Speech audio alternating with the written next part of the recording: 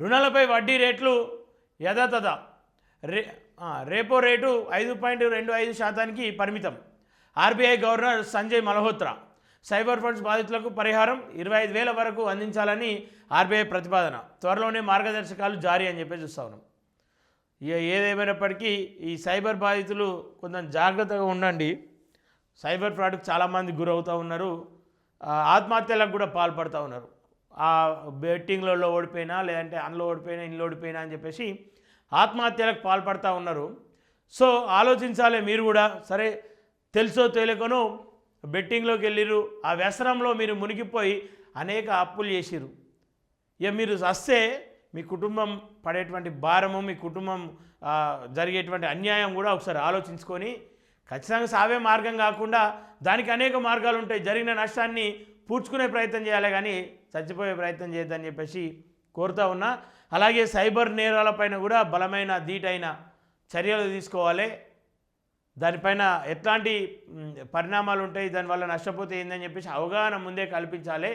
నష్టపోయిన తర్వాత నష్టపోతారని చెప్పే కంటే నష్టపోయే కంటే ముందే దీనివల్ల ఇట్లాంటి పరిస్థితులు ఉంటాయని చెప్పాలి. ఇప్పటికే ధీటైన చట్టాలు తీసుకొచ్చారు, దానిపైన దాన్ని ఏకతాటిపైన మూసే ప్రయత్నం చేస్తూ ఉన్నారు. సరే, సంతోషం. కానీ సైబర్ నేరగాళ్ళు కూడా ప్రభుత్వానికి దొరకకుండా అనేక మార్గాల్లో ఫ్రాడింగ్ చేయడానికి ప్రయత్నాలు చేస్తూ ఉన్నారు. ఈరోజు ఎస్బీఐ లేదంటే ఇంకో స్టేట్మెంట్లు అని చెప్పేసి, ఈ చలాన్ స్టేట్మెంట్లు అని చెప్పేసి, పిఎం కిసాన్ అని చెప్పేసి ఇంకా అనేక మార్గాల్లో వాళ్ళ ప్రయత్నాలు వాళ్ళు చేస్తూ ఉన్నారు. వాళ్ళ ప్రయత్నాల్లో వాళ్ళు ముందుకు వెళ్తూ ఉన్నారు. టెక్నాలజీ ఎంత డెవలప్ అయిందో దాన్ని అంతా ఉపయోగించుకుంటూ వాళ్ళు ఇష్టానుసారంగా ఇట్లాంటి పిచ్చి పిచ్చి పనులకు పాల్పడుతూ ఉన్నారు. సరే, మీకు తెలియని వ్యక్తులు కావచ్చు, మీకు తెలిసిన వ్యక్తులు అయినప్పటికీ కూడా సంబంధం లేకుండా ఏమైనా లింక్స్ పంపిస్తే మీరు ఓపెన్ చేయకండి. ఆ లింక్స్ ఎట్లా ఉంటాయి? ఎస్బీఐ అని చెప్పేసి కొన్ని ఉంటాయి, పిఎం ఈ కిసాన్ అని చెప్పేసి ఉంటాయి, ఆర్టీఐ అని చెప్పేసి, ఆర్టీఐ అని చెప్పేసి ఈ రకంగా కొన్ని మెసేజ్లు పంపుతూ ఉన్నారు, మెసేజ్ ఫార్వర్డ్ చేస్తూ ఉన్నారు, లింకులు పంపిస్తూ ఉన్నారు. సో అవి ఓపెన్ చేయకండి దయచేసి. సైబర్ నేరగాళ్ళ ముసుగులో మీరు పడకండి.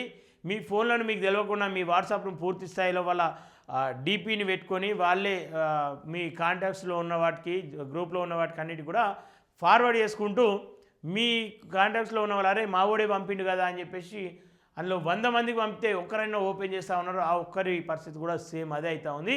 ఇది ఒక చైన్ సిస్టంలా మారిపోతూ ఉంది.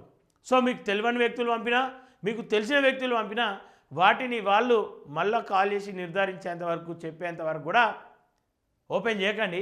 లేకపోతే ఒకవేళ నిజంగానే మీ సేవలు ఉన్నాయి, మీ సేవల ద్వారా తెలుసుకునే ప్రయత్నం చేయండి.